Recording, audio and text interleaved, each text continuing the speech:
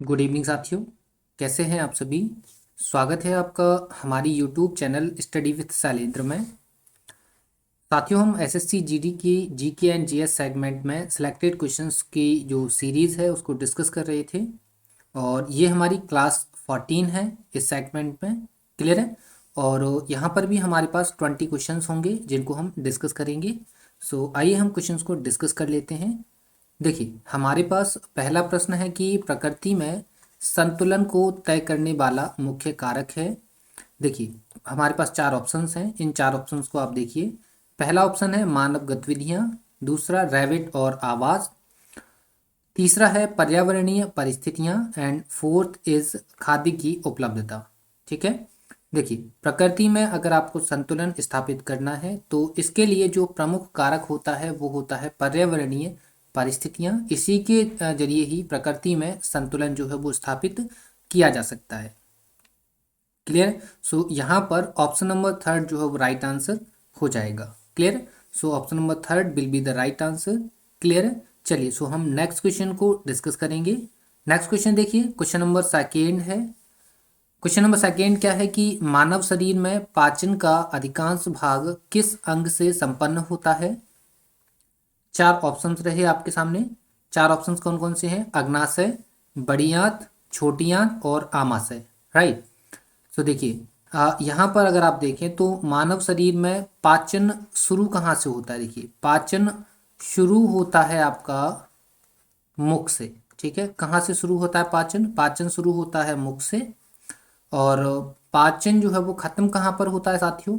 पाचन खत्म खत्म कहाँ होता है? बड़ी आंत में। ठीक है। लेकिन सर्वाधिक अधिकांश जो पाचन होता है वो कहाँ पर होता है? अधिकांश पाचन। तो देखिए, जो अधिकांश पाचन पाचन जो होता है वो होता है स्मॉल इंटेस्टाइन में। इट मीन्स छोटी आंत के अंदर। ठीक है। छोटी आंत के अंदर साथियों क्या होता है? अधिकांश पाचन होता है। तो यहाँ पर भी ऑप्शन नंबर थर्ड जो है वो राइट आंसर हो जाएगा। क्लियर है। तो उम्मीद करते हैं ये समझ में आ गया है। तो हम नेक्स्ट क्वेश्चन को डिस्कस कर सकते हैं। राइट। सो नेक्स्ट क्वेश्चन देखिए। नेक्स्ट क्वेश्चन क्या है कि जब साबुन का बुलबुला आवेशित किया जाता है तब। देखिए, चार ऑप्शंस हैं। क्या होगा तब? आ, वह सिकुड़ता है, वह फैलता है, इसके आकार में किसी भी प्रकार का परिवर्तन नहीं होता है और उपर्युक्त में से कोई नहीं। ठीक है। तो देखिए, जब भी साबुन का बुलबुला आवेशित होगा तो साबुन का बुलबुला हमेशा क्या हो जाएगा? फैल जाएगा। राइट। क्या हो जाएगा? साबुन का बुलबुला फैल जाएगा। सो यहाँ पर ऑप्शन नंबर सेकेंड जो है वो राइट आंसर हो जाएगा। क्लियर है। चलिए, सो नेक्स्ट क्वेश्चन हम डिस्कस करेंगे। क्वेश्चन नंबर फोर है हमारे पास। क्वेश्चन नंबर फोर क्या है कि परमाणु के नाभिक के अवयव हैं। कौन कौन से अवयव हैं? देखिए, चार ऑप्शंस रहे आपके पास। इलेक्ट्रॉन और प्रोटॉन, इलेक्ट्रॉन और न्यूट्रॉन, प्रोटॉन और न्यूट्रॉन, प्रोटॉन न्यूट्रॉन और इलेक्ट्रॉन। राइट।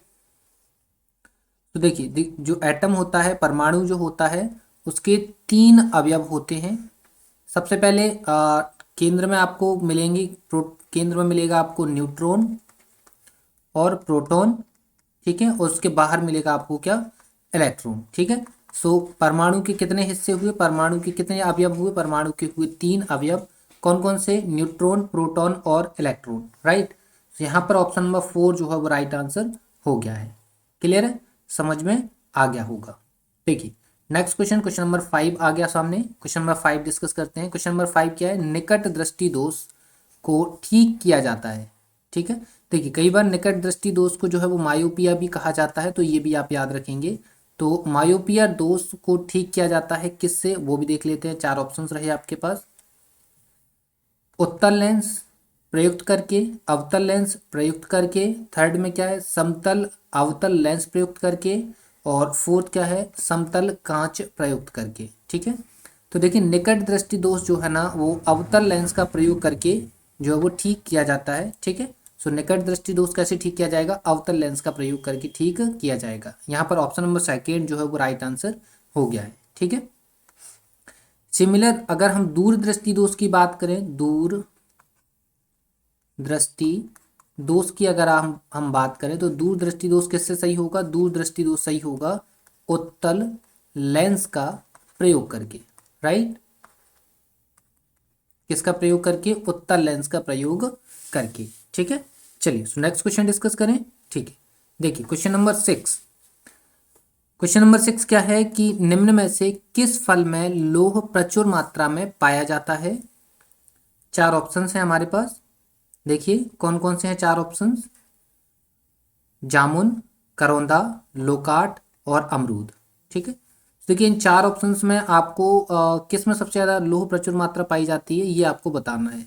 ठीक है, तो यहाँ पर देखिए करौंदा में सबसे ज़्यादा जो है वो लोह मात्रा पाई जाती है। सो ऑप्शन नंबर सेकेंड जो है वो राइट आंसर हो जाएगा। ठीक है, करौंदा की अगर आप बात करें तो करौंदा जो है वो एक झाड़ी नुमा पौधा होता है, करौंदा का झाड़ी नुमा पौधा, इससे जो है वो करौंदा मिलता है आपको। ठीक है, और अगर इसके वैज्ञानिक नाम की बात करें तो वैज्ञानिक नाम होता है इसका कैरिसा कैरिसा कैरेंडस। ठीक है, ये इसका जो है वो वैज्ञानिक नाम है। क्लियर है, चलिए तो नेक्स्ट क्वेश्चन, क्वेश्चन नंबर 7 देख लेते हैं। क्वेश्चन नंबर 7 ये रहा, प्रकाश संश्लेषण हेतु सर्वाधिक क्रियाशील प्रकाश है। चार ऑप्शंस रहे हमारे पास, देखिए बैगनी प्रकाश, लाल प्रकाश, नीला प्रकाश और हरा प्रकाश। ठीक है, सो देखिए हमेशा याद रखिए प्रकाश संश्लेषण की प्रोसेस जब भी होगी तो प्रकाश संश्लेषण की प्रोसेस से बनता है क्या, क्लोरोफिल। क्या होता है, क्लोरोफिल, या हम इसे क्या बोलते हैं, पर्णहरित। ठीक है, क्या बोलते हैं इसे, पर्णहरित। तो क्लोरोफिल की प्रोसेस में क्या बनेगा, क्या यूज होता है, यूज होता है हरा रंग, या क्या आपको मिलता है इससे, हरा रंग। ठीक है, सो प्रकाश संश्लेषण में सर्वाधिक क्रियाशील प्रकाश कौन सा होगा, हरा प्रकाश। So option number 4 is the right answer. Clear है, चलिए तो उम्मीद करते हैं यहाँ तक क्वेश्चन नंबर 7 तक आपको समझ में आ गए हैं। नेक्स्ट क्वेश्चन को डिस्कस करते हैं। क्वेश्चन नंबर 8 देख लीजिए, क्या है, 100 डिग्री सेंटीग्रेड की वाष्प द्वारा उत्पन्न जलन उसी ताप के पानी द्वारा उत्पन्न जलन से अधिक गंभीर होती है, क्योंकि। क्या रीजन है, चलिए देख लेते हैं। चार ऑप्शंस रहे हमारे पास, देखिए एक, वाष्प एक गैस होती है। सेकंड, वाष्प द्वारा अधिक ऊष्मा दी जाती है। थर्ड ऑप्शन, वाष्प अधिक ज्वलनशील होती है। फोर्थ, वाष्प द्वारा अधिक दाब उत्पन्न किया जाता है।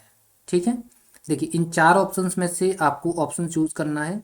तो क्या होता है साथियों, अगर आप वाष्प से जलते हैं, 100 डिग्री सेंटीग्रेड के अगर आप वाष्प से जलते हैं और उतने ही टेम्परेचर के अगर आप गर्म पानी से जलते हैं तो आपको जो जलन होगी वो वाष्प के द्वारा जलने से आपको ज़्यादा जलन होगी। इसका रीज़न ये होता है कि वाष्प में ऊष्मा ज़्यादा होती है। तो यहाँ पर ऑप्शन नंबर सेकेंड जो है वो राइट आंसर हो जाएगा। ठीक है, चलिए so next question, question number 9 ये रहा। क्वेश्चन नंबर 9 क्या है कि मानव शरीर की कोशिकाओं में पाए जाने वाले गुणसूत्र जोड़ों की संख्या है। चार ऑप्शंस हैं, कितने जोड़े आपको गुणसूत्र के मिल जाएंगे मानव शरीर में, 21, 22, 23 और 24। ये क्वेश्चन इससे मिला जुला क्वेश्चन हम ऑलरेडी पहले अपने प्रीवियस क्वेश्चन में डिस्कस कर चुके हैं, प्रीवियस पेपर में डिस्कस कर चुके हैं। तो मानव शरीर के अंदर टोटल 23 जोड़े जो हैं गुणसूत्र के पाए जाते हैं। ठीक है, सो ऑप्शन नंबर 3 जो है यहाँ पर राइट आंसर हो जाता है। ठीक है, देखिए और अगर एक और चीज़ आप याद रखिए कि ये मेल और फीमेल के अंदर 23 में से 22 जोड़े जो हैं वो क्या होते हैं, सेम होते हैं। क्या होते हैं, सेम होते हैं। और एक जोड़ा जो मेल के अंदर XY होता है और फीमेल के अंदर XX होता है, ये जो होता है वो डिफरेंट होता है। क्या होता है, डिफरेंट। ठीक है, और यही जोड़ा जो होता है, बाकी का जो लास्ट का जोड़ा होता है, यही लिंग निर्धारण में काम आता है। किस में आता है, बच्चे के लिंग निर्धारण में जो है वो यही वाला जोड़ा जो है वो काम आता है। ठीक है, तो यहाँ पर ऑप्शन नंबर 3 जो है वो राइट आंसर हो जाएगा। क्लियर है, चलिए सो क्वेश्चन नंबर 10 पे चले जाते हैं हम। क्वेश्चन नंबर 10, दूरबीन का आविष्कार किया था। ऑप्शन देख लीजिए, चार ऑप्शन रहे आपके पास। गैलीलियो ने, गुटेनबर्ग ने, एडिशन ने और ग्राहम बेल ने। ठीक है, ये चार ऑप्शंस हैं आपके पास।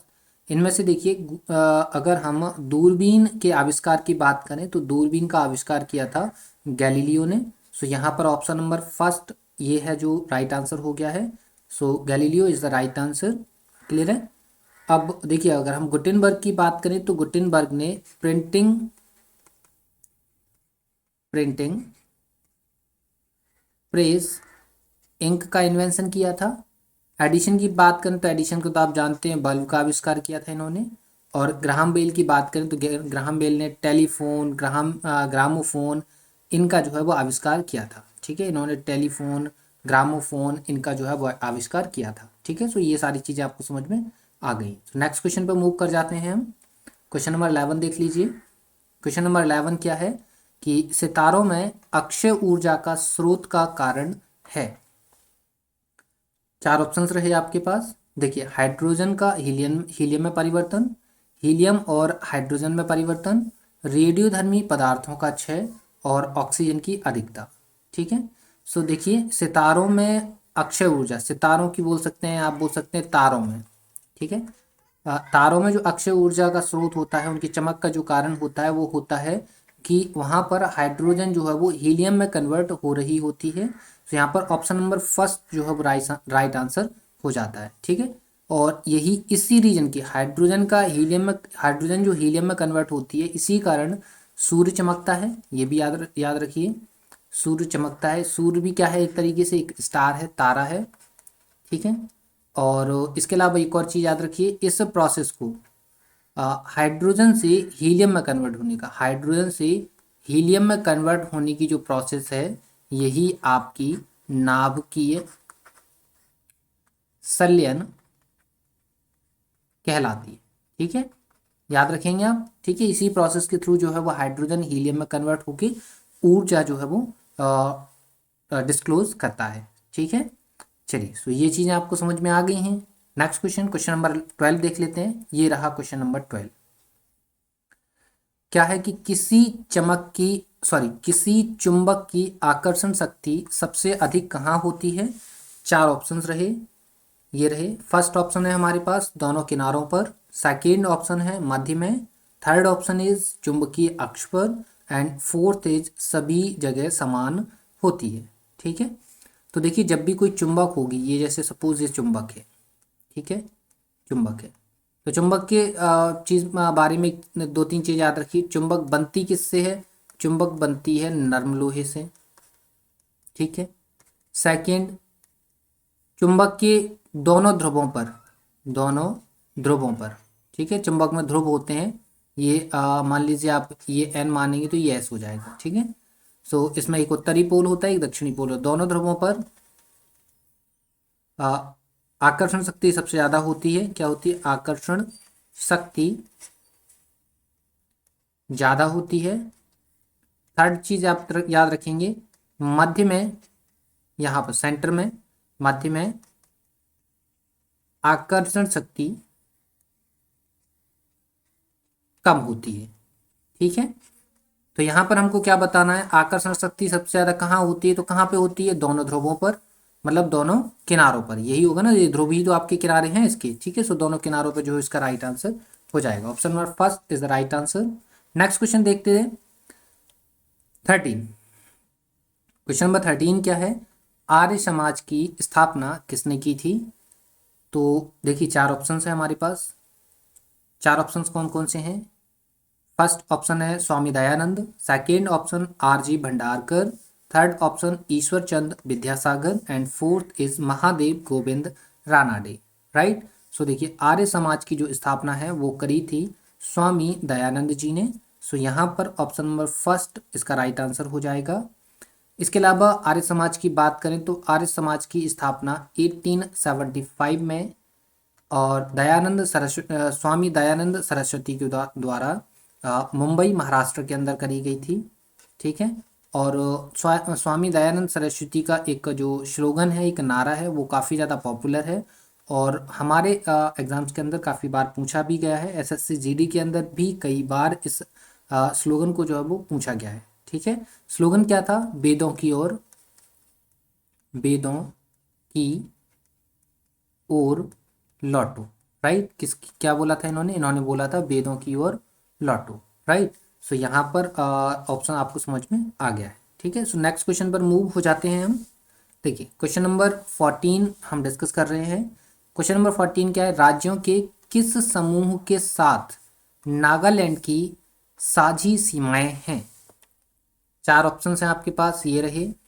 फर्स्ट ऑप्शन क्या है हमारा, अरुणाचल प्रदेश, असम और मेघालय। सेकंड है अरुणाचल प्रदेश, असम और मणिपुर। थर्ड ऑप्शन है असम, मेघालय और मणिपुर। फोर्थ ऑप्शन है अरुणाचल प्रदेश, असम और मिजोरम। ठीक है, इन चार ऑप्शंस में से किस समूह की सीमा नागालैंड के साथ मिलती हैं, हमको ये बताना है। ठीक है, देखिए अगर आपने इंडियन मैप को थोड़ा सा भी अगर जाना हो तो यहाँ देखिए, ये पहला आपको जो स्टेट मिलता है वो अरुणाचल प्रदेश मिलता है। सेकंड यहाँ से ये नज़र आता है, ये असम है आपको। और असम के नीचे यहाँ इस जगह पे आपको छोटा सा ऐसा जगह मिलेगी, ऐसी मुड़ी हुई हल्की सी, ये जो मिलती है वो है आपकी मणिपुर। ठीक है, और मणिपुर के जो नीचे है वो मिलेगा आपको नागालैंड। ठीक है, और ये जो आपको छोटी सी सीढ़ी टाइप की नज़र आ रही है, ये आपका है मेघालय। ठीक है, इसी टाइप से आप जो साउथ हमारे जो उत्तर पूर्व का नॉर्थ ईस्ट के जो स्टेट हैं वो इस टाइप से हैं। तो देखिए जो आपका मणिपुर है, वो मणिपुर आपका अरुणाचल प्रदेश, असम और मणिपुर, सॉरी हाँ, नागालैंड जो है, नागालैंड जो है वो आपका सॉरी यहाँ पर नागालैंड है ऊपर, असम की जस्ट नीचे थोड़ा सा नीचे आपका नागालैंड है, और नीचे आपका यहाँ है नागालैंड। हमने गलत लिख दिया, नागालैंड यहाँ है, यहाँ गलत लिख दिया, नीचे मणिपुर है। ठीक है, और ये आपका मेघालय है। तो ये आपका जो नागालैंड है वो अरुणाचल प्रदेश, असम और मणिपुर के साथ सीमा बनाता है। आप ऑप्शन नंबर सेकेंड जो है वो राइट आंसर हो जाएगा। ठीक है, और इस टाइप के क्वेश्चंस को सॉल्व करने के लिए आपको मैप की जो है वो गहरी नॉलेज होना चाहिए। अगर आपको मैप की नॉलेज नहीं है तो फिर आप इस टाइप के क्वेश्चंस को सॉल्व नहीं कर पाएंगे। ठीक है, ठीक है, आपको समझ में आ गया। यहाँ अरुणाचल प्रदेश, ये जो आपको रिफ्ट वैली नज़र आती है ना, ये असम है। ये सीढ़ी सी नज़र आती है वो मेघालय है। यहाँ पर आपको नागालैंड, नागालैंड के जस्ट नीचे आपको मणिपुर, और मणिपुर के यहाँ पर ऐसे करके है, तो ये जो नज़र आएगा वो आपको त्रिपुरा नज़र आएगा। क्लियर है, चलिए, तो ये आपका त्रिपुरा है यहाँ पर, और ये आपको पता ही है बांग्लादेश है। क्लियर है, ये आपका पश्चिम बंगाल है। क्लियर है, तो ये चीज़ आपको समझ में आ गई है। तो क्वेश्चन आंसर समझ में आ गया, इसका आंसर ऑप्शन नंबर सेकेंड जो है वो राइट आंसर हो जाएगा। क्लियर है, सो क्वेश्चन नंबर 15 हम डिस्कस करेंगे। क्वेश्चन नंबर 15 ये रहा, भारत में सबसे पहले आने वाले सबसे बाद में जाने वाले थे, कौन है देख लेते हैं। चार ऑप्शन है हमारे पास, पुर्तगाली, फ्रांसीसी, अंग्रेज और डच। ठीक है, देखिए यहाँ पर सबसे पहले 1498 में हमारे यहाँ सबसे पहले आए थे पुर्तगाली, आ गए थे। पुर्तगालियों ने 1501 के समथिंग अपनी फैक्ट्री भी यहाँ पर लगा दी थी, 1501 से 3 के बीच में अपनी फैक्ट्री भी लगा दी। तो सबसे पहले कौन आया, फ्रांसीसी आ गए। सबसे लास्ट में भी 1961 में भारत से गए कौन है, पुर्तगाली। ये हम पहले भी डिस्कस कर चुके हैं, क्योंकि इनसे पुर्तगालियों से हमने क्या लिया है, गोवा। कब, 1961 में। तो सबसे पहले कौन आया, पुर्तगाली, और सबसे बाद में कौन गया है, पुर्तगाली। ऑप्शन नंबर फर्स्ट इसका राइट आंसर हो जाएगा। क्लियर है, option number first is the right answer. Next question को हम डिस्कस करेंगे, क्वेश्चन नंबर 16। क्वेश्चन नंबर 16 क्या है, भारत के नियंत्रक व महालेखा परीक्षक का कार्यकाल कितने वर्षों का होता है। ठीक है, भारत के नियंत्रक व महालेखा परीक्षक का कार्यकाल कितने वर्षों का होता है, ये हमको बताना है। चार ऑप्शंस रही हमारे पास, 3 वर्ष, सेकेंड 4 वर्ष, थर्ड 5 वर्ष एंड फोर्थ 6 वर्ष। ठीक है, सो देखिए भारत के जो नियंत्रक महालेखा परीक्षक होते हैं उनका जो कार्यकाल होता है वो होता है 6 वर्ष का। सो यहाँ पर ऑप्शन नंबर 4 जो है वो राइट आंसर हो जाएगा। क्लियर है, अभी हमारी पॉलिटी की सीरीज स्टार्ट हुई नहीं है, अभी मेडाइवल हिस्ट्री स्टार्ट होने वाली है, शुरू होने वाली है। तो पॉलिटी जब आएगी तो आपको ये सारी चीज़ें देखने के लिए मिलेंगी, और काफ़ी अच्छी हमारी सीरीज होगी जिसमें आपका बेहतरीन नोट बन जाएगा। ठीक है, तो आप नोट हमेशा बना के रखिए। क्लियर है, चलिए नेक्स्ट क्वेश्चन को डिस्कस करें हम। नेक्स्ट क्वेश्चन, क्वेश्चन नंबर 17 ये रहा, निम्न में से किसने मनसबदारी व्यवस्था का सूत्रपात किया था। क्लियर है, ये हमको बताना है। चार ऑप्शंस हैं, ये देख लीजिए, शाहजहां ने, शेरशाह सूरी ने, अकबर ने या जहांगीर ने। तो इनमें से हमको बताना है किसने मनसबदारी व्यवस्था का सूत्रपात किया था। क्लियर है, तो यहाँ पर मनसबदारी व्यवस्था की बात करें तो ये अकबर ने शुरू करी थी। सो ऑप्शन नंबर थर्ड जो है वो राइट आंसर हो जाएगा।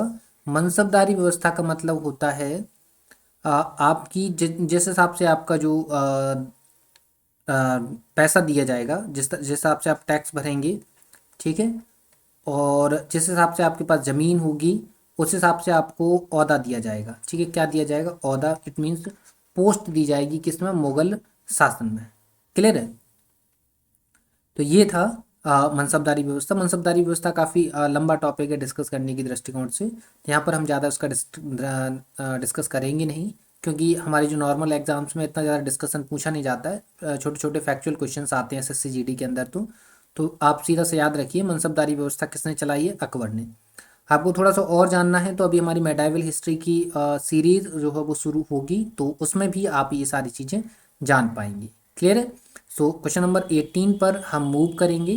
क्वेश्चन नंबर 18 ये रहा हमारे पास। क्या है? संसद के संयुक्त सत्र को कौन बुलाता है? 4 ऑप्शंस रहे हमारे पास, ये देखिए। राष्ट्रपति, सेकेंड लोकसभा अध्यक्ष, थर्ड लोकसभा उपाध्यक्ष और फोर्थ प्रधानमंत्री। देखिए, पहली बात तो संसद का जो संयुक्त सत्र आता है, बुलाया जाता है, वो बुलाया जाता है साधारण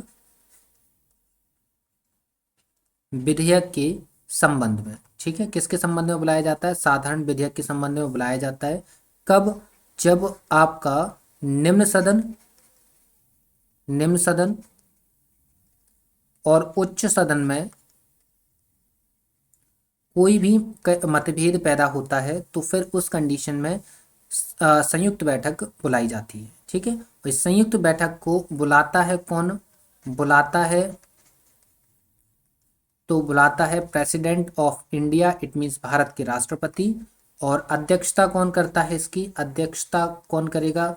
लोकसभा स्पीकर। कौन करेगा? लोकसभा स्पीकर, मतलब लोकसभा का अध्यक्ष। राइट? तो यहाँ पर क्या पूछा गया? यहाँ पर पूछा गया है संसद के संयुक्त सत्र को कौन बुलाता है? तो बुलाता है कौन? भारत के राष्ट्रपति। क्लियर? ऑप्शन नंबर फर्स्ट जो है वो इसका राइट आंसर हो जाएगा। क्लियर है? चलिए, सो नेक्स्ट क्वेश्चन को डिस्कस करेंगे हम। नेक्स्ट क्वेश्चन पर मूव हो जाते हैं। क्वेश्चन नंबर 19 ये रहा हमारे पास। क्या है? ज्ञानपीठ पुरस्कार किस क्षेत्र में दिया जाता है? 4 ऑप्शंस हैं, ये देखिए ऑप्शंस। साहित्य, इतिहास, नाटक और नृत्य।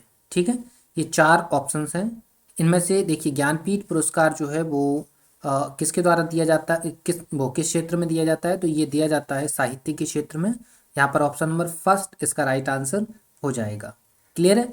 चलिए, सुन, लास्ट हमारे पास क्वेश्चन है, और इस क्वेश्चन के बाद आपको मालूम चल जाएगा कि आपके 20 में से कितने क्वेश्चंस आपके राइट हैं और कितने आपके रॉन्ग हैं। क्लियर है? और इस सेशन की अगर आपको पीडीएफ चाहिए है तो आप हमारी टेलीग्राम चैनल को ज्वाइन कर पाएंगे, और टेलीग्राम चैनल की जो लिंक है वो आपको वीडियो की डिस्क्रिप्शन में मिल जाएगी।